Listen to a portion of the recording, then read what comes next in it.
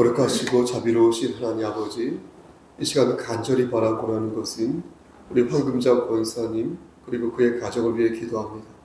하나님께서 함께 하시사 영육의 강건함을 지켜주시고 그의 육신의 장막이 벗어지는 그날이 일 때까지 하나님께서 눈동자처럼 지켜보아여 주시옵소서.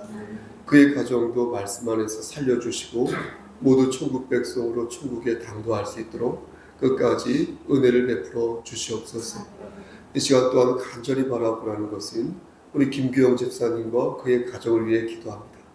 하나님께서 함께 하시고 인도하시사 심령이 가난한 마음을 허락하시고 힘들고 지칠 때마다 사람을 의지하지 않고 하나님을 바라보며 말씀 안에서 다시 일어설 수 있도록 허락하여 주시네 감사합니다.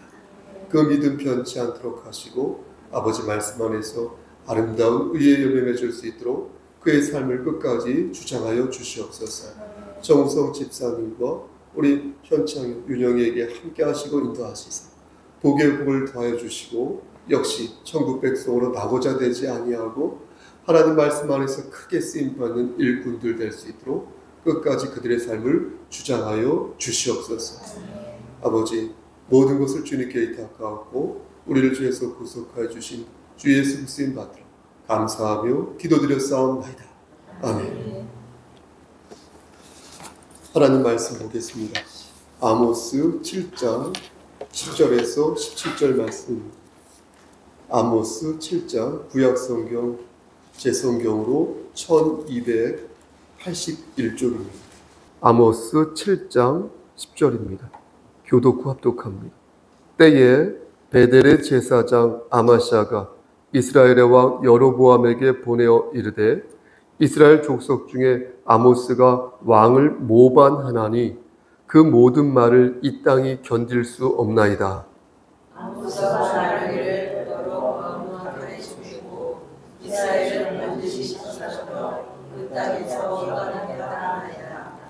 아마시아가 또 아모스에게 이르되 선견자야 너는 유다 땅으로 도망하여 가서 거기에서나 떡을 먹으며 거기에서나 예언하고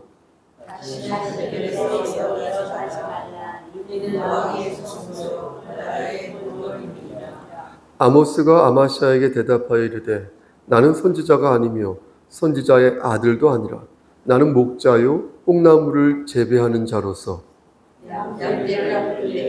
여호와께서 나를 데려다가 여호와께서 지금 이르시기를 가서 내 백성 이스라엘에게 이르라 하시니라. 17절까지 한 목소리입니다. 이제 너는 여호와의 말씀을 들을지니라. 내가 이르기를 이스라엘에 대하여 예언하지 말며 이삭의 집을 향하여 경고하지 말라 하므로 여호와께서 이와 같이 말씀하시기를 내 아내는 성읍 가운데서 창녀가 될 것이요 내 자녀들은 칼에 엎드러지며 내 땅은 측량하여 나누어질 것이며 너는 더러운 땅에서 죽을 것이요 이스라엘은 반드시 사로잡혀 그의 땅에서 떠나리라 하셨느니라. 아멘. 기도하십니다. 하나님 말씀을 바르게 잘 전할 수 있도록 도와주시옵소서. 예수 그리스도 이름 받들어 감사하며 기도드렸사옵나이다. 아멘. 우리말에 광기라는 말이 있습니다. 광기요. 광기. 미친 듯한 기미. 미친 듯한 기미를 광기라고 하는데 광기가 설이다 이렇게 말을 하면 한마디로 미치기 시작했다는 것입니다. 미치기 시작했다. 그런데 아무리 생각해도 왜 그렇게 생각을 하고 행동하는 것인지 이해가 안 갈 때가 있는 것입니다. 그러니까 상식적으로 볼 때 그렇게 행동하는 것을 누가 보더라도 상식적이지 않고 양심적이지 않은데 분명히 잘못됐는데 왜 그렇게 계속 행동하는 것일까? 고개가 갸웃해지는 것입니다. 예를 하나 들어보겠습니다. 이번에는 최근 현안 중에서 하나인 정치적인 사례인데요. 제가 정치 얘기를 거의 안 하지만 이번 사례에 적합한 것 같아서 들어보는 것입니다. 더불어민주당 인사 중에 이낙연 씨라는 분이 있습니다. 아주 의젓하고 반듯한 이미지를 가지고 있어서 많은 사람에게 정말 호감을 사는 인물입니다. 이낙연 씨는 문재인 정부의 첫 번째 국무총리로 내정되었는데요.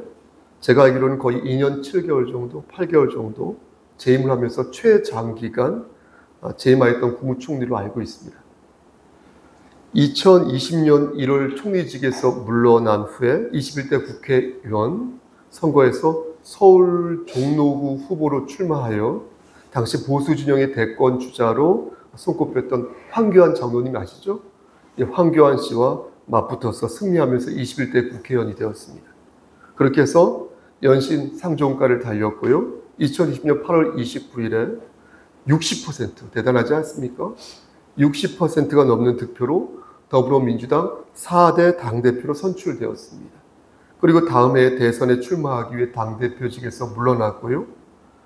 2021년 10월 10일에 있었던 대통령 후보 경선에서 39.14%를 득표하여 이재명 씨에게 밀리게 됩니다.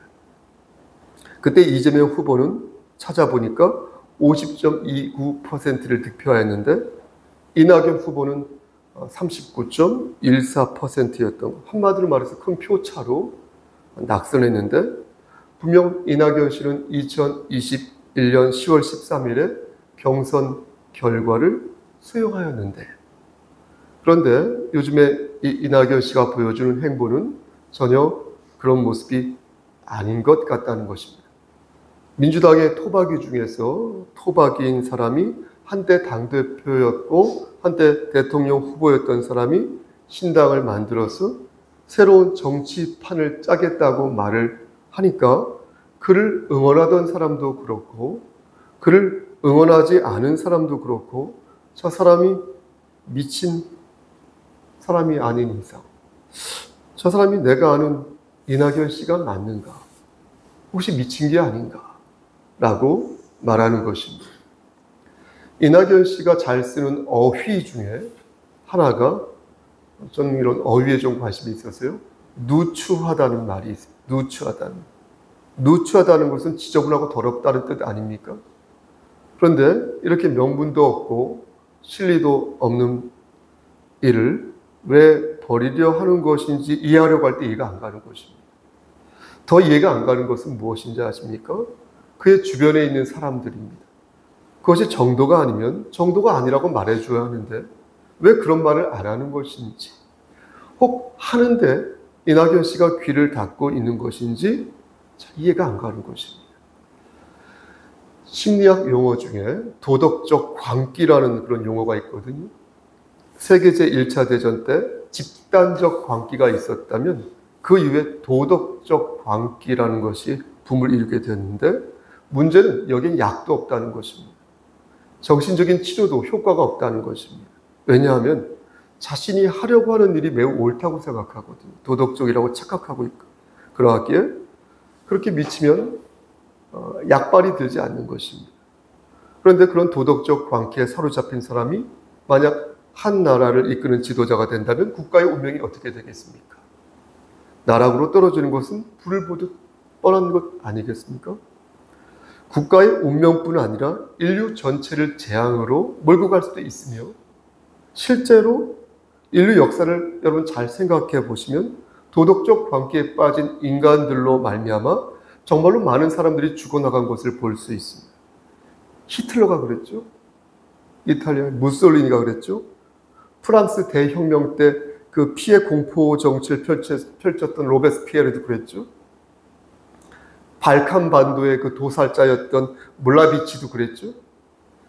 피해 대속청을 벌였던 스탈린도 그랬죠. 문화 대혁명을 벌였던 모택동도 그랬죠. 그 유명한 킬링필드의 폴포트도 그랬죠. 그 외에도 피노체트도 그랬죠. 이디아민도 그랬죠. 또 호메이니도 그랬죠. 정말로 많은 그런 사람들, 일일이 다 열거하기조차 어려울 정도로 도덕적 관계에 빠진 사람들이 많이 있었습니다. 그럼 우리는 괜찮을까요? 우리 역사를 볼 때 제가 이름을 언급하지 않겠지만 우리도 만만치 않은 미친 지도자가 있지 않았습니까? 미친 지도자들이 있지 않았습니까?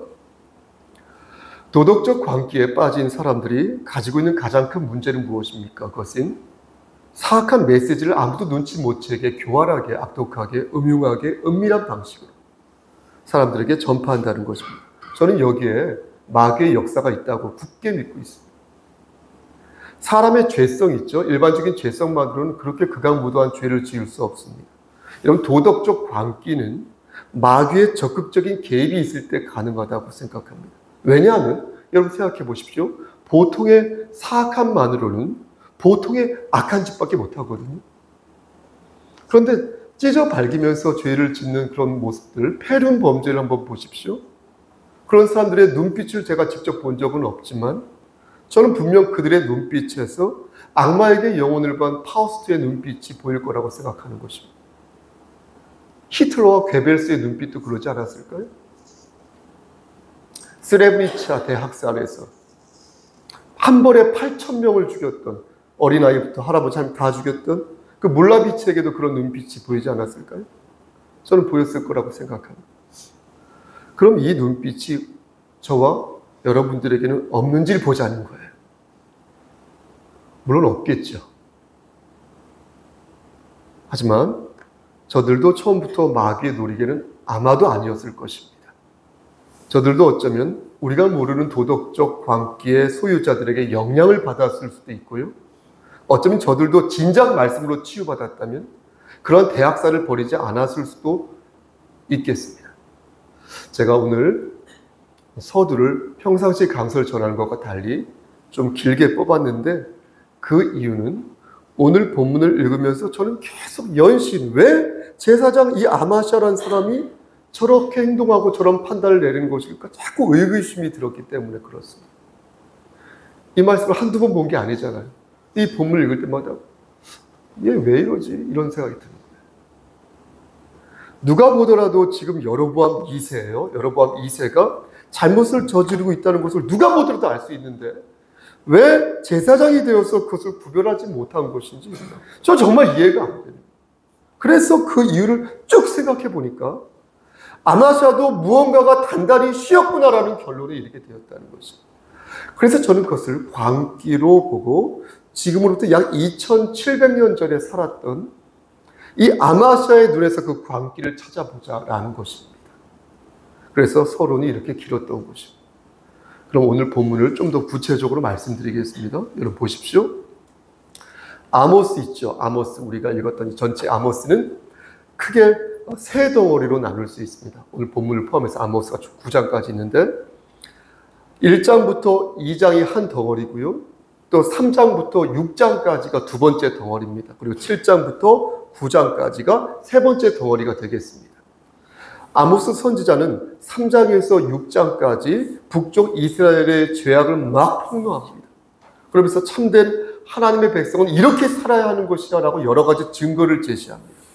그리고 이제 7장부터 죄악에 대한 구체적인 심판을 환상으로 이 아모스가 묘사하는데 여러분 1절 7장 말씀드리는 거예요. 1절부터 9절까지는 메뚜기와 불과 다림줄 환상을 통하여 이스라엘 백성들을 아모스가 경고합니다. 하나님 말씀을 대언한 것이죠. 그리고 오늘 본문이 10절부터 17절까지는 당시에 잘 나가던 말씀드린 것처럼 제사장 아마샤와 당시에 전혀 알려지지 않았던 선지자 아모스와의 논쟁, 설전이 이루어집니다. 그러면서 7장부터 9장까지 5개의 환상이 나오는데 모두 하나님의 심판이라는 공통 주제가 나옵니다. 그런데 재미있는 것은 이 아모스의 이런 환상이 매우 이성적인, 제가 표현이 잘못된 것일 수도 있어요. 근데 생각해봐도 이 단어밖에 떠오르지 않아서 매우 이성적인 환상이었다는 것입니다. 우리가 환상하면 생각나는 인물이 에스겔과 예레미야지 않습니까? 근데 이 두 분이 본 환상을 이렇게 말씀을 보면 어떻습니까? 매우 황홀경의 상태에서, 그렇죠, 목사님? 황홀경의 상태에서 이렇게 환상을 하거든요. 엑스터시라고 하나요? 그러니까 감정적이고 어떤 극적인 상태에서 하나님께서 주신 그 환상을 막 봅니다. 에스겔과 예레미야 선지자. 그런데 아모스는 그렇지 않다는 것입니다. 그러니까 매우 이성적이라고나 할까요? 5번째 환상을 빼고는 이 아모스가 자연적인 요소를 매개로 이렇게 한 환상이 대부분이라는 것입니다. 매우 좀 일상적이고 소소해요. 저 같은 경우는 좀 개인적으로 이 말씀이 와닿습니다. 그러니까 뭔가 극적이고 뭔가 판타지적인 것이 아니라 매우 소소하고 일상적인 환상이라는 것입니다. 그럼 나중에 쭉 읽어보십시오. 이런 면에서 볼 때 아모스 선지자는 일상이죠. 일상에서 하나님의 계시를 보고 들었기에 어떤 면에서 볼 때 영적인 깊이가 매우 깊었다는 것입니다. 그리고 그 모습이 매우 친숙하다는 것입니다. 어쨌든 아모스는 당시 북쪽 사람들에게는 알려지지 않았던 선지자였습니다. 반면 아마샤는요, 너무나 유명한 제사장이었어요. 그래서 북쪽 사람들이라면 모르면 간첩이었어요. 아주 유명한 제사장이 아마샤였습니다. 그런데 보십시오. 그렇게 인지도가 높은 아마샤가 정말 사람들이 별로 모르는 그런 아모스를 정죄하고 나선 것입니다. 제사장 아마샤는 말하기를 아모스가 모반을 꾀했다라고 말합니다. 모반. 여러분 모반이 무엇입니까? 쿠데타가 모반이잖아요. 뒤엎어버리는 게, 전복하는 게 모반이지 않습니까? 그렇죠? 근데 지금 하나도 유명하지 않은 아모스가 어떻게 모반을 꾀할 수 있습니까? 근데 그렇게 하고 있다고 모함한 것입니다. 모반을 하려면 여러분 잘 생각해 보십시오. 세력이 있어야 되지 않습니까? 근데 아모스에겐 그런 세력이 없었거든요. 아모스의 직업은 2가지였는데 그는 양을 치는 목자였고요. 뽕나무 있죠? 뽕나무를 배양하는 그런 농사꾼이었습니다. 이렇게 말해야 되나? 그런 사람이 어떻게 모반을 꾀할 수 있겠습니까? 그런데 제사장 아마시아는 지금 아모스가 모반을 꾀하고 있다고 왕에게 말한 것입니다. 모함한 것입니다. 여러분 이상하지 않습니까? 조금만 조사해도 아모스가 어떤 사람인지 단박에 알 수 있었을 텐데 왜 아마시아는 아모스를 이렇게 경계한 것일까요? 만약 아모스를 별 볼 일 없는 목자여 농사꾼이라고 생각하였다면 아마시아는 절대 그가 모반을 꾀했다라고 말하지 않았을 것입니다. 그렇죠? 근데 왜 아마시아는 질에 분을 내면서 아모스를 거칠게 몰아세운 것일까요? 여러분 그것뿐만이 아닙니다. 아마시아는요 아모스가 한 말을 왜곡하여서 전하였습니다. 당시 북이스라엘은 이스라엘 이렇게 두 개로 나눠졌지 않습니까? 남쪽 유다와 북쪽 이스라엘로. 남쪽 유다가 두 지파가 되고 북쪽 이스라엘 10지파로 모였지 않습니까? 근데 이 북이스라엘은 예루살렘으로 갈 수 없었거든요. 그래서 이 북이스라엘은 베델이라는 곳에 이렇게 이삭의 산당을 세워가지고요. 그 산당에 거기에 금송아지를 세웠거든요. 그래서 그 금송아지를 이렇게 숭배하였습니다. 저희 중심으로 갈 필요 없다는 거예요. 이 베델에서 절하라는 거예요. 그러니까 이것은 보십시오. 우상을 섬기지 말라는 하나님의 말씀을 정면으로 거역한 것으로서 이스라엘이 얼마나 신앙적으로 타락하였는지를 보여주는 대표적인 말씀 아니겠습니까? 그것을 보고 아모스 선지자가 지적한 것인데 아마시아는 그런 아모스가 모반을 일으켰다고 모함한 것입니다. 그리고 앞에서 말씀드린 것처럼 아모스의 말을 왜곡하였는데 여러분 9절 말씀 보시겠습니까? 9절은 선지자 아모스가 하나님의 심판을 이렇게 전달한 내용인데 우리가 이 말씀을 합독하면서 아마시아가 어떤 왜곡을 하였는지 한번 찾아보도록 하겠습니다. 9절 말씀 준비되셨습니까? 이삭의 시작. 이삭의 산당들이 황폐되며 이스라엘의 성도들이 파괴될 것이라.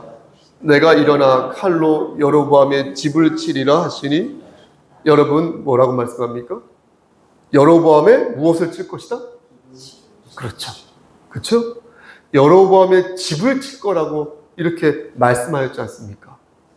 아모스가 그렇죠? 근데 이 말씀을 여로보암 왕에게 옮긴 아마시아가 이 말씀을 왜곡해서 전했다는 거예요. 여러분 11절 말씀을 보시겠습니까? 우리 아까 이 말씀을 읽으면서 아마시아가 아모스의 말을 어떻게 왜곡하였는지 비교하여서 찾아보겠습니다. 11절 아모스가 시작.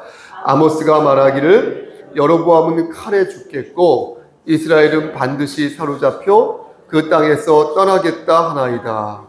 여러분 뭐가 달라졌습니까?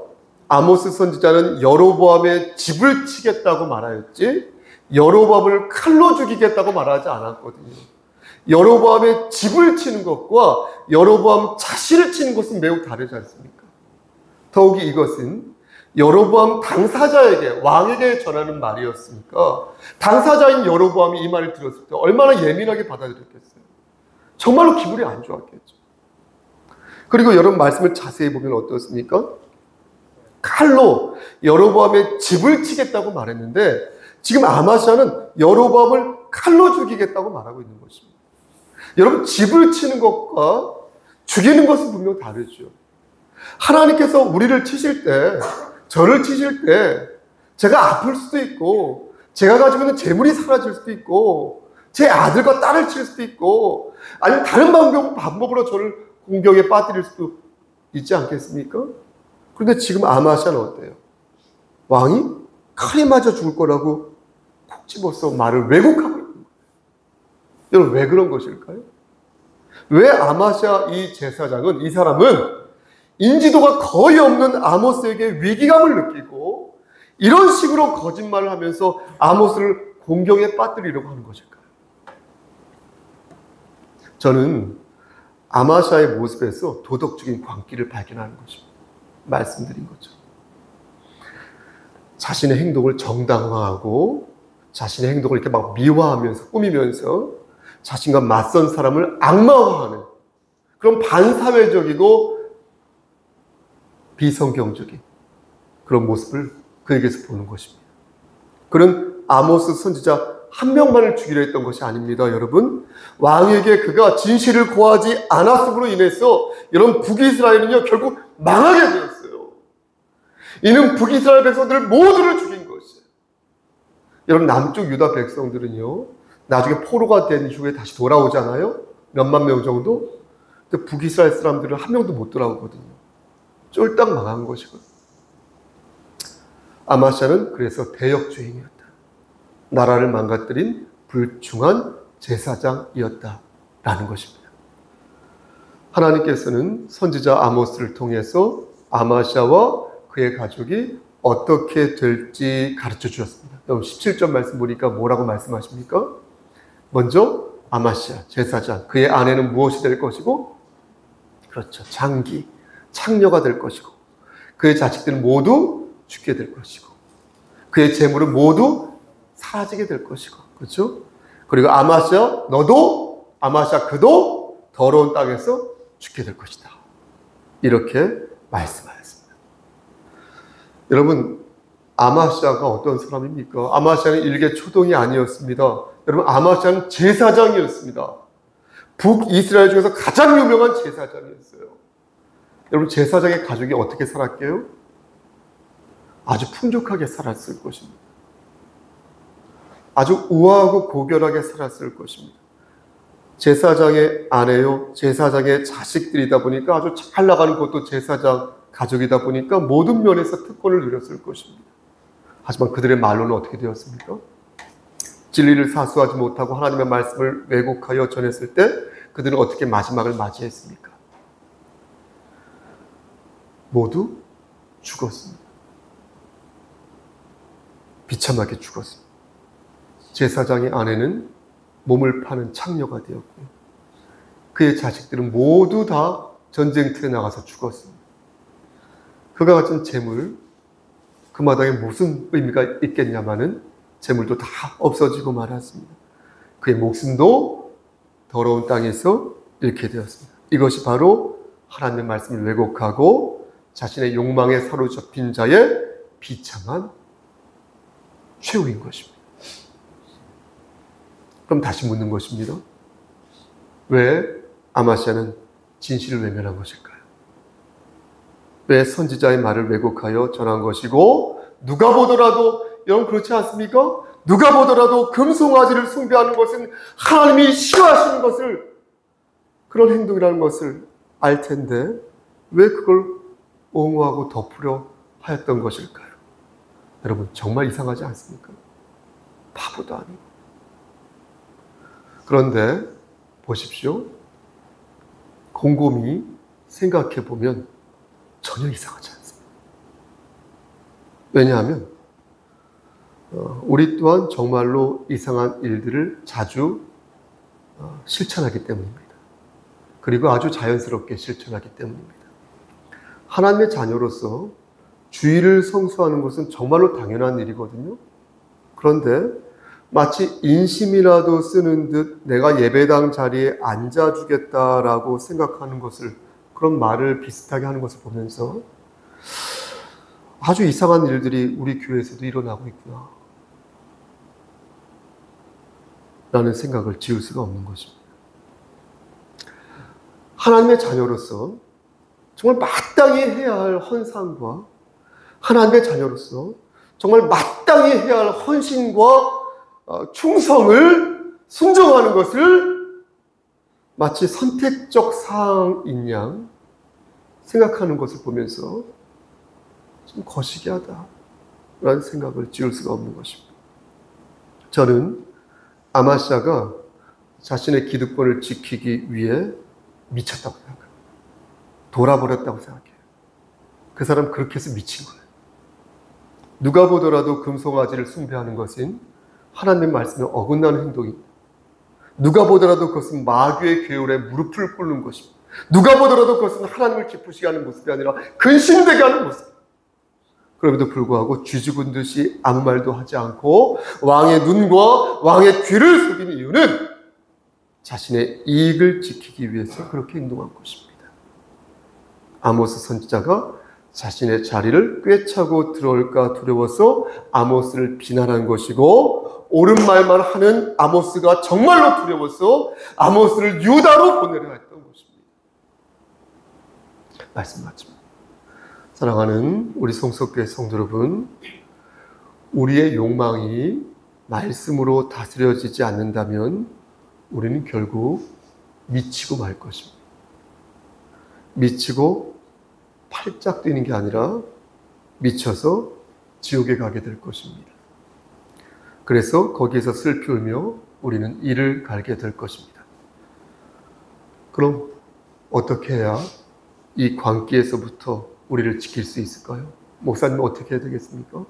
라고 물으신다면 하나님께서는 오늘 본문을 통해 여러분들에게 말씀하고 계시다, 이렇게 전해드리겠습니다. 하나님의 말씀을 반듯하게 들어라. 아모스 선지자가 하나님의 말씀을 반듯하게 전한 것처럼 전하는 성목사 너는 하나님의 말씀을 반듯하게 저들에게 전할 것이고, 귀에 즐거운 얘기만 골라서 하려 하지 말고 하나님의 말씀을 반듯하게 전해야 할 것이고, 듣는 여러분들은 아마시아와 이스라엘 백성들처럼 듣지 말고 제대로 하나님 말씀을 들어야 할 것이, 귀는 자는 성령의 음성을 들으시기를. 예수 그리스도께서 이르시되 내 마음을 다하고 목숨을 다하고 뜻을 다하여 주 너의 하나님을 사랑하라 하셨으니 이것이 크고 첫째 되는 계명임을 여러분 기억하시고 마음에 새기시고 믿으시기를 축원합니다. 그렇게 사시기를 우리를 죄에서 구속하여 주신 저 좀 보시고요, 주 예수 그리스도를 받들어 간절히 축원합니다. 아멘. 기도하십니다. 하나님, 좁은 입으로 하나님 말씀을 대언하였습니다. 내 마음을 다하고 목숨을 다하고 뜻을 다하여 주 너의 하나님을 사랑하라. 오직 예수 그리스도의 은혜만을 의지하여 하나님을 경외하는 자들 될 수 있도록 은총 베풀어 주시옵소서. 모든 말씀 예수 그리스도의 받들어 감사하며 기도드렸사옵나이다. 아멘.